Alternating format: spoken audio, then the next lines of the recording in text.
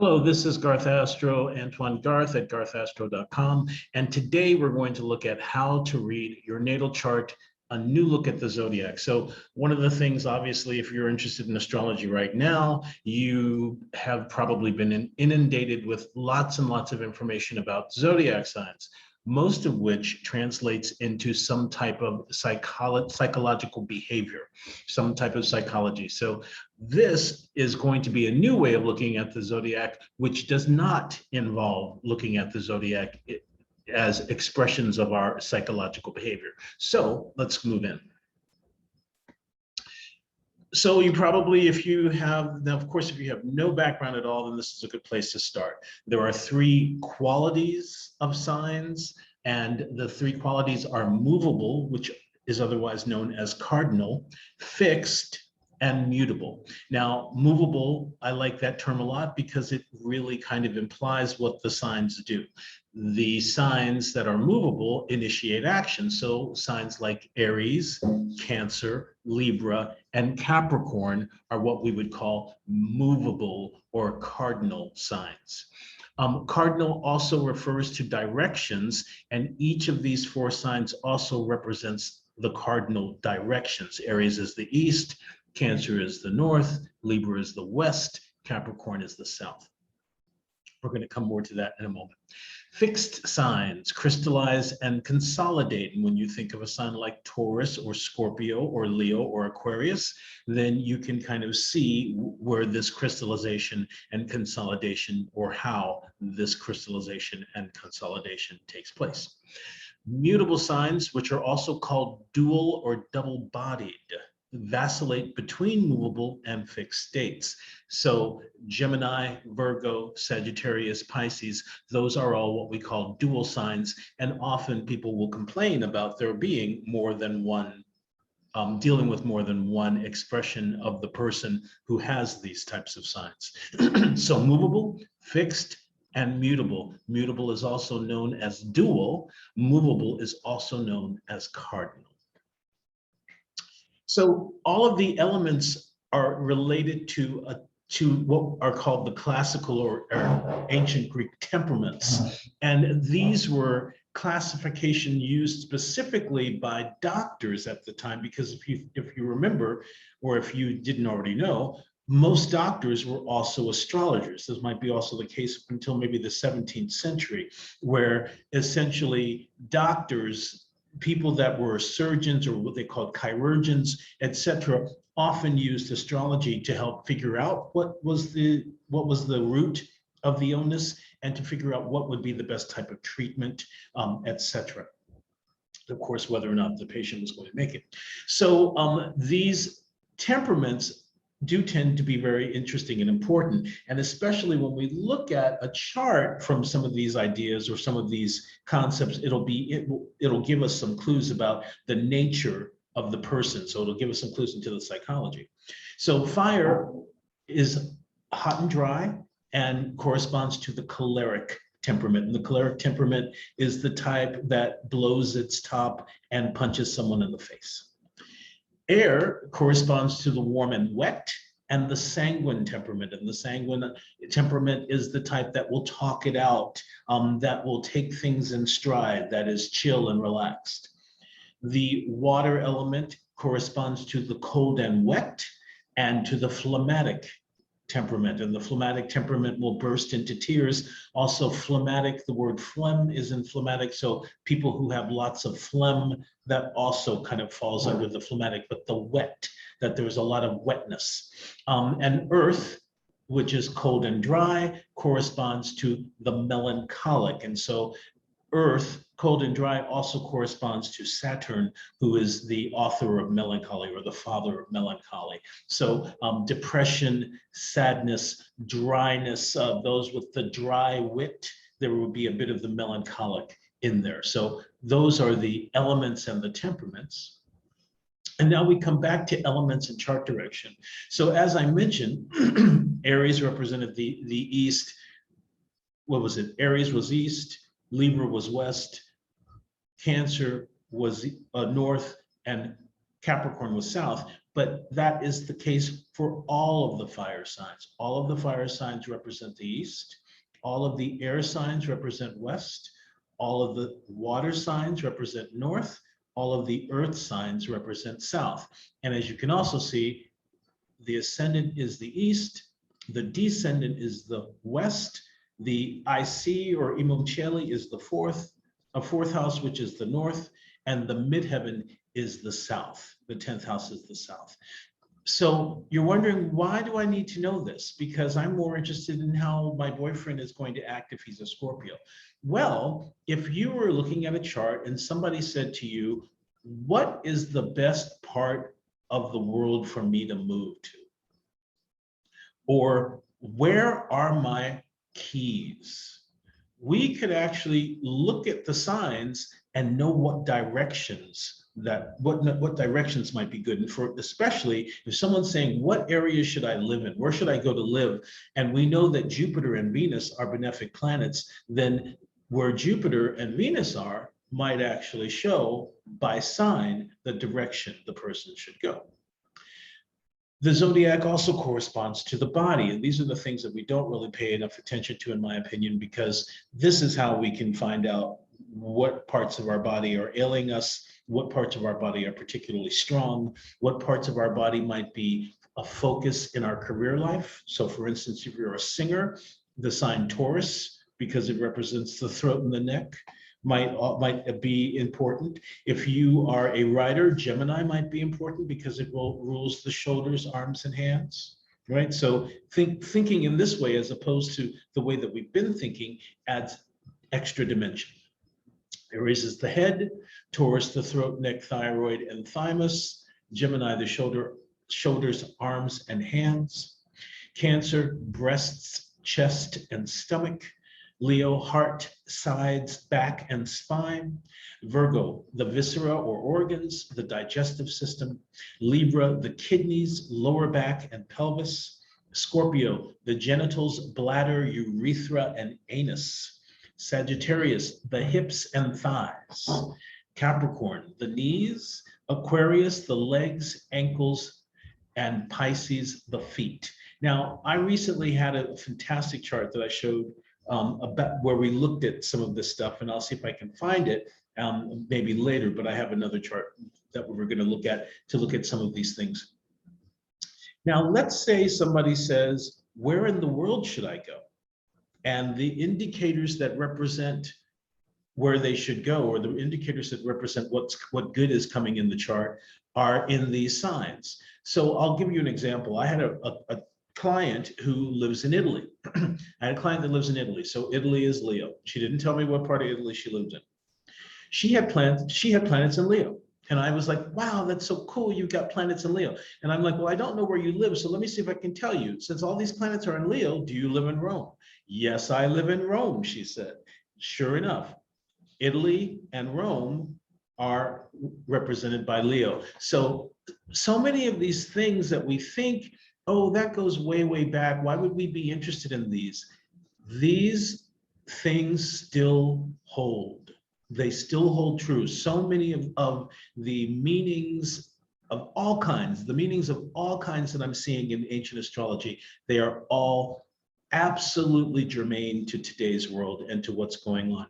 So Aries, I'm not going to go through this list, but I just thought it might be interesting to see. But it's interesting to see that England and France and Germany fall under Aries and it was because of all of the wars that they specifically England and France were involved in Europe. And because this has a particularly European bias, because this is done by European astrologers. Now, when we go even earlier and we look at the medieval astrologers from the Arabic period, then all of that Arabic territory is covered by, or all of that Islamic territory in the Middle East is covered by the zodiac sign. So I thought that was really fascinating. So Taurus is Switzerland, Belgium, of course, United States isn't a country yet, so it wouldn't be there. But notice how Spain is listed as Sagittarius. Spain was among the first to go and discover new worlds. It's interesting, Portugal is a Pisces when Portugal was among the first as well. But Lisbon is Libra. And I remember people talking about how beautiful Lisbon is and how wonderful the desserts are there. So in Vienna, and how Vienna was all about diversion and entertainment and enjoyment and fun and what was the word? It was not the most deep of places, that it was really about kind of superficial enjoyment, Vienna. So that makes sense with Libra too.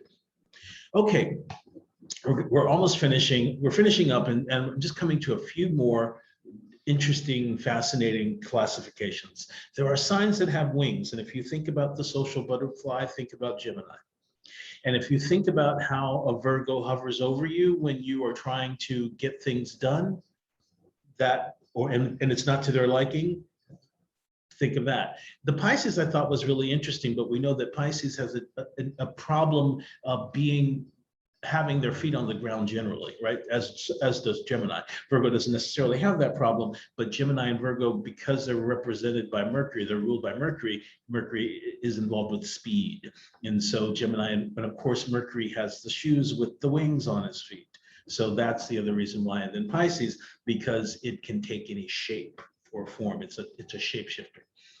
There are feral and domesticated signs. So the domesticated signs are Aries, Taurus, and Capricorn. And of course, those are in the image of domesticated animals, the ram or the goat, the ram and the goat, and then the cow, right? Those are almost all of those are animals that can be domesticated. And then the feral animals are Leo, or are the lion, and the second half of Sagittarius. So remember that Sagittarius was a dual sign.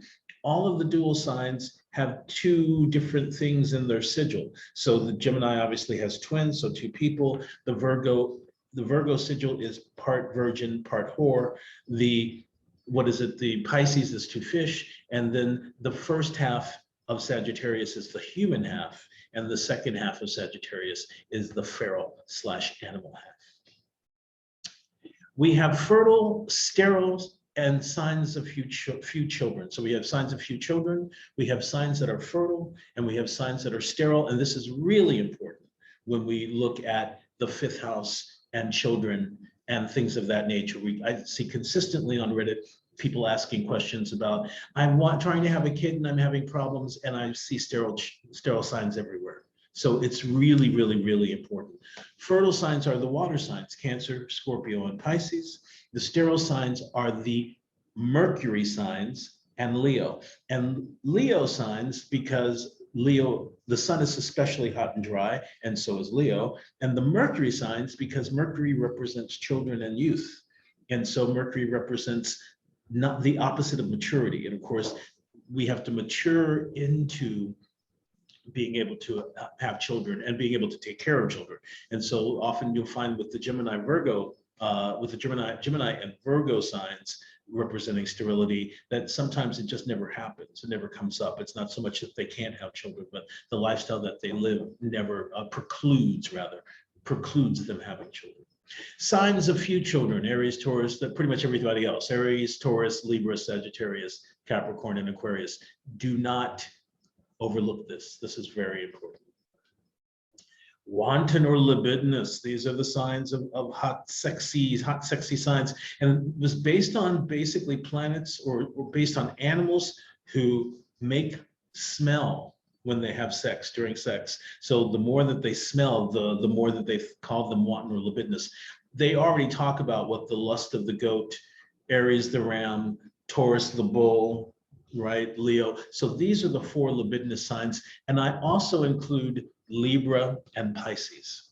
Well, Scorpio too, but I think Scorpio is overrated for a sign that's super sexual. It rules the genitals, which is why it gets so much of this kind of sexual, gets so much weight as a sexual kind of thing. But these are the libidinous signs: Aries, Taurus, Leo, and Capricorn.